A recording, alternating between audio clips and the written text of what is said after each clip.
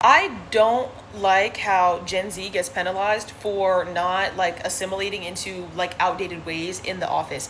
I don't want to be your fucking friend at work. No, I will not overwork myself, or like I will not work extra hours. I will not work overtime.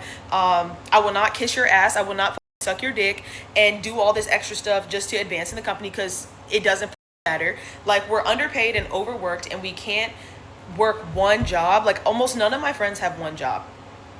I have had my master's degree since I was 23, and I have not been able to work one job. I have always had to have at least two.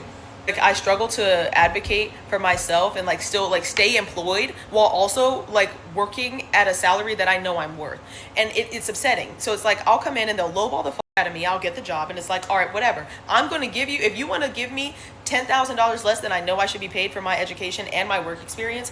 I have a master's degree and 8 years of work experience in my field. Why are you offering me a $50,000 salary? Are you stupid? Are you dumb? Like, don't piss me off. So, I don't understand why they get confused when I come to work and I do my job. I do my job just well enough to keep it. Just well enough to keep it. I do not go above and beyond a certain degree. There are some things that it's like I'll help somebody else with something, or like I said, I know that I'm good at what I do. There's plenty of people in the office that do just as good as they can just to get by. But when you're young, I don't know what the fuck they expect you to like do like a blood sacrifice for your job for. I'm not doing that shit. You don't pay me like a wage that I'm deserving of. You don't respect me as a person. I don't get PTO. I accrue 1 day of PTO, less than 1 day a month. Shitty benefits, and you piss me off. And you have the nerve to piss me off and be disrespectful. Like, I just don't understand what they expect from Gen Z people. Like, if I could work 40 hours a week at one job and make enough to comfortably live my life, if I save responsibly, I can go on a vacation. If I save within reason, I can, afford nicer things, or maybe like treat myself to something nice every now and then. That would be enough for me. If I have an injury that I have needed to get looked at for like almost a month and a half now, and because my benefits are so shitty, it's healed at this point. It is completely healed, and I just had to, like, thank God it wasn't a break, or assuming it's not a sprain or tear or anything. But I'm like, why do I got a $4,000 deductible? Like, and you think I'm gonna come to work and bust my ass for you, and I can't go to the doctors, I can't go to the dentist, I can't go on vacation. I got penalized for taking a mental health day because I didn't have the PTO for it.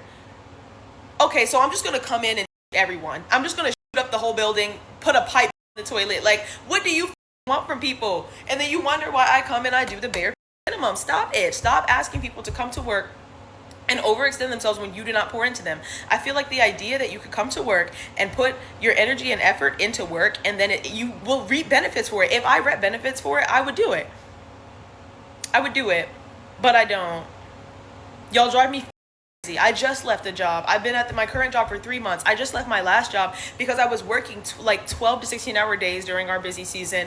I was getting UTIs. I was not eating. I was not sleeping. I was like, it was ridiculous. Like, I'm logging off at 12 a.m. and then my commute was like an hour and a half with traffic. So I was like, I just have no free time. Like, my friends weren't seeing me. I had no social life outside of work. It was so draining, physically, mentally. So I left and I got a new job, and it's no better. It's no better. So how are you going to expect people to like stick with companies and be like, oh, if you dedicate X, Y, and Z to us in the future, it will benefit you? I'm going to, if I keep up at this rate, stop. Like, and I know everybody's broken, the economy's bad, but like, you cannot keep doing this to people. There has to be a better way, bro. Damn. There's nothing else I can say other than damn. It was hard to sit through that.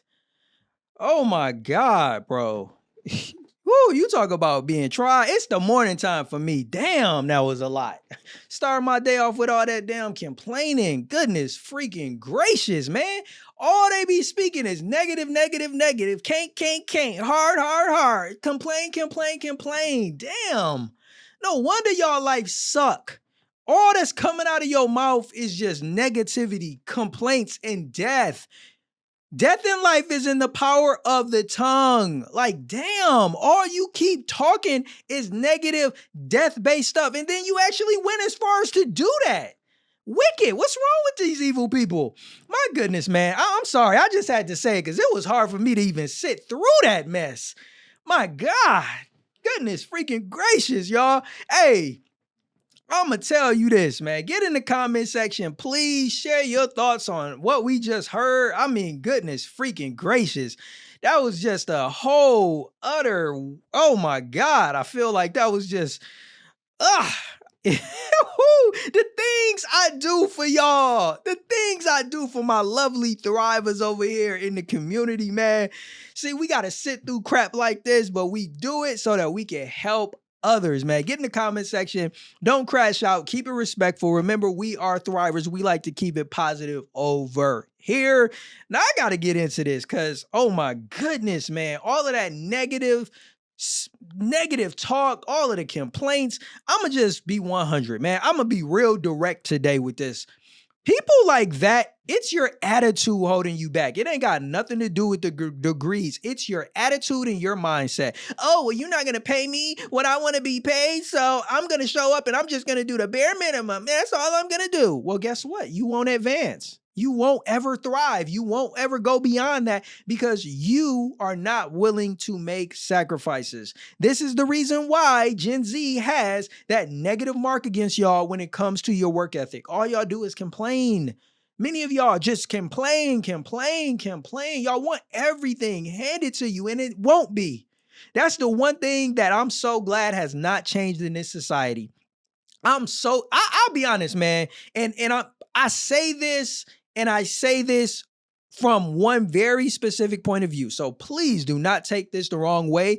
But I am honestly, to a certain extent, glad that the job market is as hard as it is. Not for hardworking people that realize what it takes, but for Gen Z, they are getting the necessary wake-up call that they need. And I'm glad that they're going through these challenges because I hope that it will wake a lot of them up to say, oh, snap, I need to change my expectation. I need to rise above thinking that everything should be handed to me and that life should be on freaking easy mode.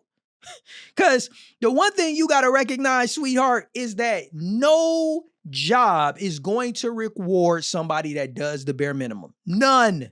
Nobody looks at the person that's barely doing just enough and say, ooh, let me go reward them. Hell no. Hell no. They'll be lucky to keep a job, let alone being able to advance them. Hell no. Hecky no.